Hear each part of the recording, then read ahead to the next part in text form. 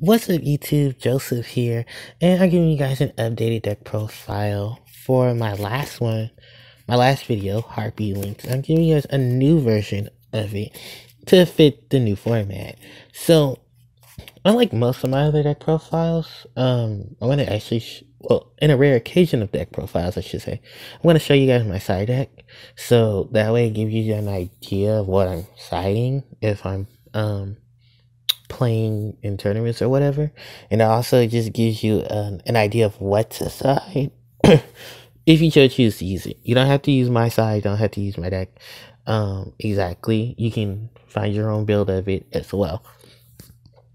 So I want to give you guys an updated version of yesterday's deck profile, because this one is more formatted to the November 6th list, and the last one was more fit to the September list. So, with that said and done, let's get into the deck profile. So, the major changes that I did to the deck, this version is running its 15 Harpie Lady lineup of Harpie Chandler, triple Dancer, triple Harpist, triple Queen, 2 Harpie Lady 1, and Cyber Harpie.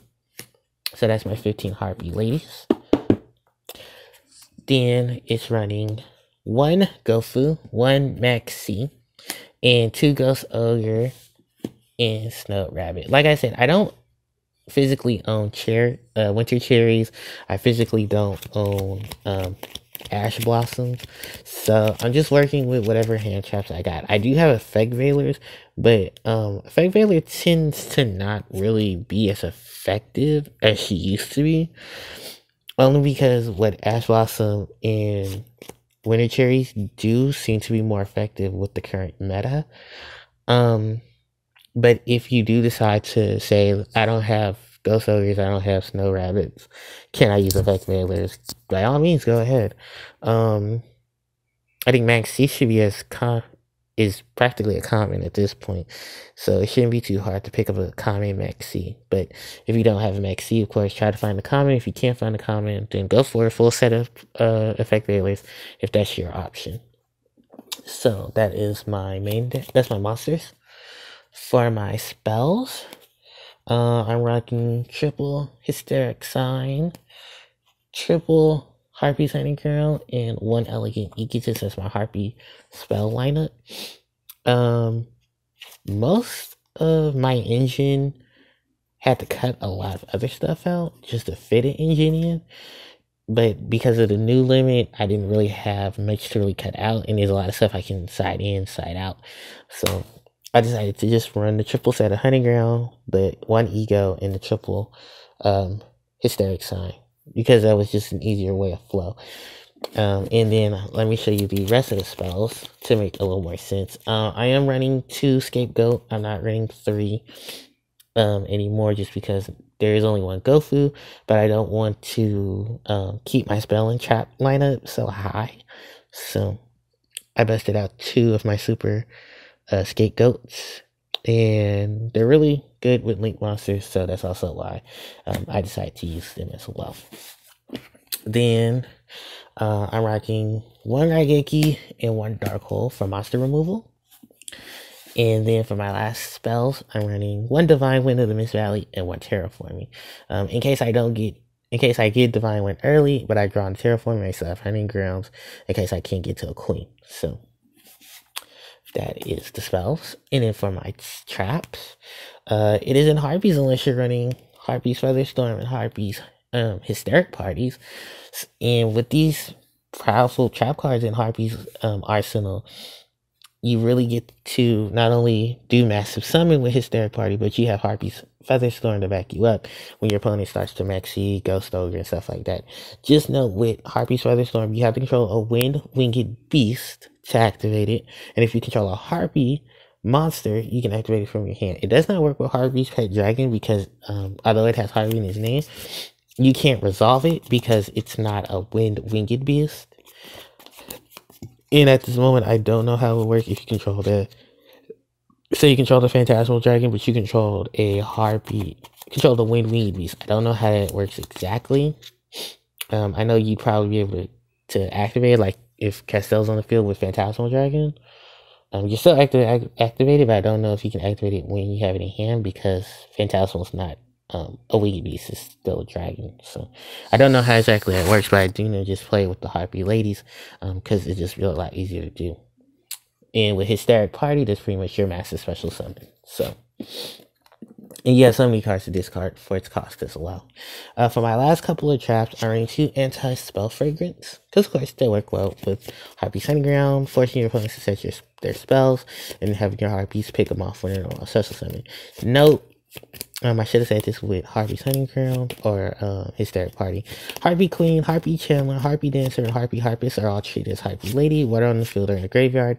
So they work with a combination of Harpie's Hunting Ground and Hysteric Party, as well as Elegant Egotist, to get other Harpie Ladies out of the deck.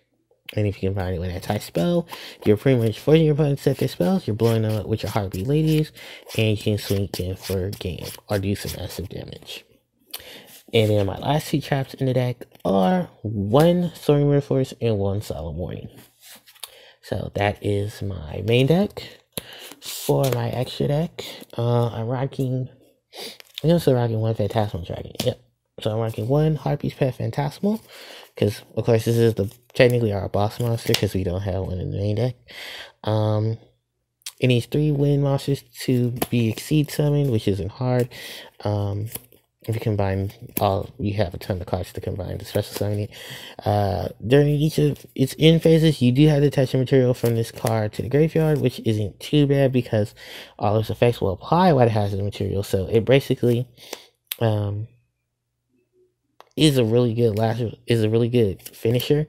Like I said, i.e. boss monster. While this card is on the field, your opponent cannot attack Harpie cards.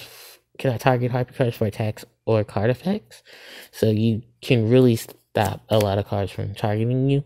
Unfortunately, Dark Hole and Raigeki you still get over Phantasmal because it doesn't target.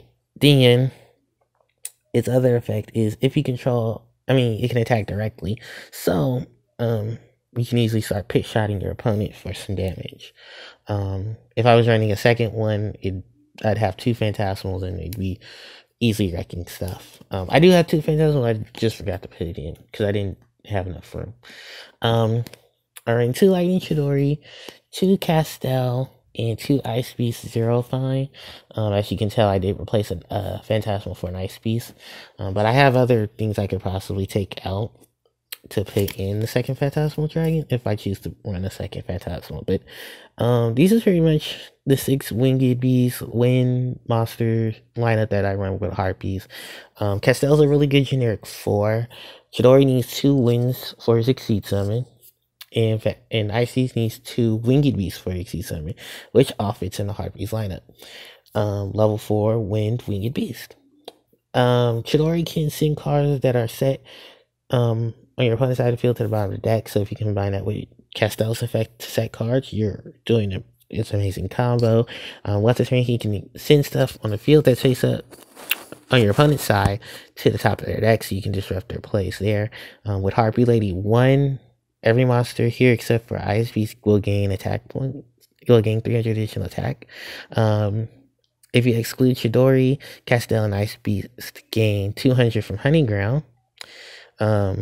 Castel, he can set cards by detaching material. He can detach 2 materials, send any card on the field to the back into the deck, which is an amazing effect. But as well, Castel is a winged beast, so he can gain so much power from Harpie 1 and Harpie's Hunting Ground. Ice Beast Zero Fine can detach material from herself, negate all your opponent's face-up cards on the field, and then she can gain 300 attack and defense for 300 attack for every face-up card on the field that both players control. So she'll negate your opponent's face-up cards, but she gains 300 for every card on the board. So she can be a really big beater, and her effect will last to your next standby phase.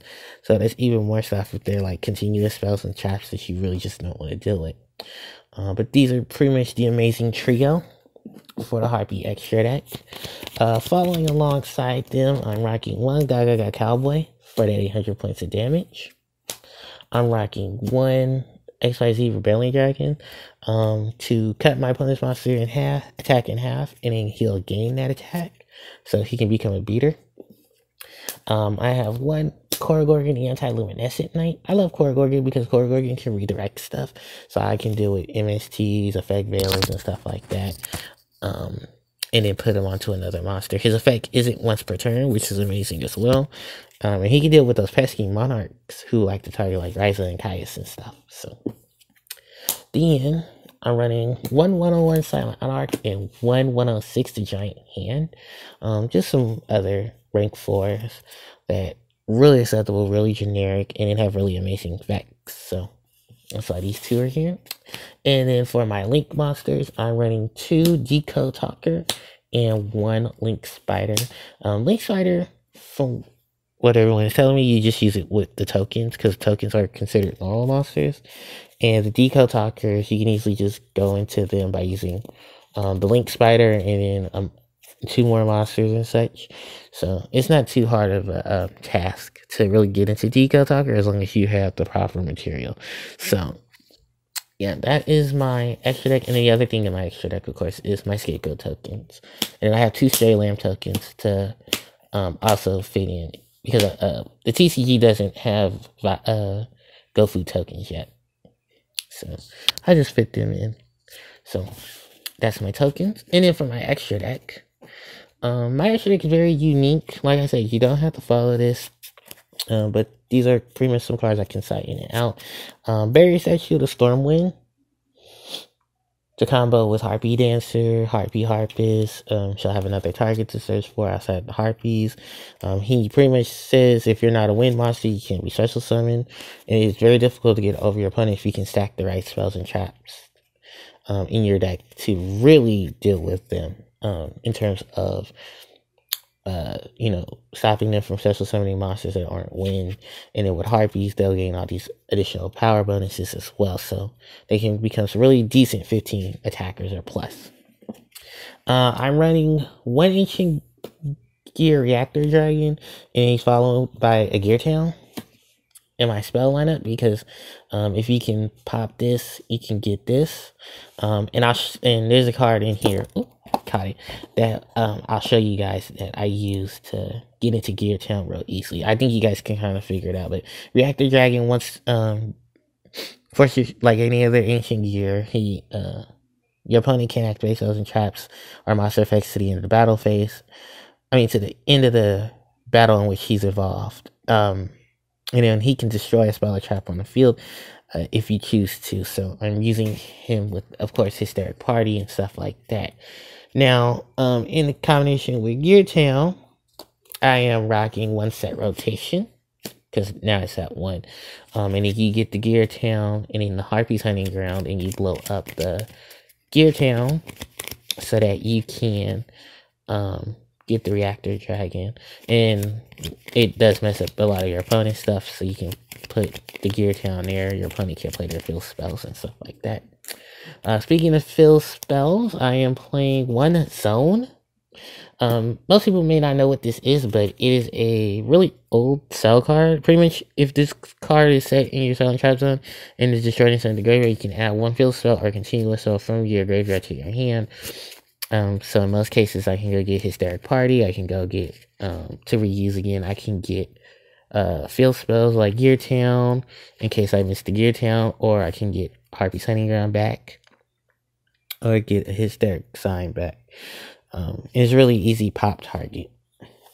Then I'm just rocking 2 Twisters, 2 Twin Twisters, and 2 Swallow's Nest. The Swallow's Nest is here for all those winged beasts, and getting my Barrier Statues, and Twin Twisters are a really good spell to have in the side. So that's them. And then for my traps, just running 2 Stormy Mirrorforce, Bottomless, and a Torrential as some sideboard tech for massive destruction, massive removal, aside of Dark Hole and Raigeki. So that's pretty much it, you guys, for this deck profile. I do hope you enjoy. I'm going to be taking a bit of a hiatus, just for some personal reasons and stuff. So I just wanted to let you guys know that just ahead of time.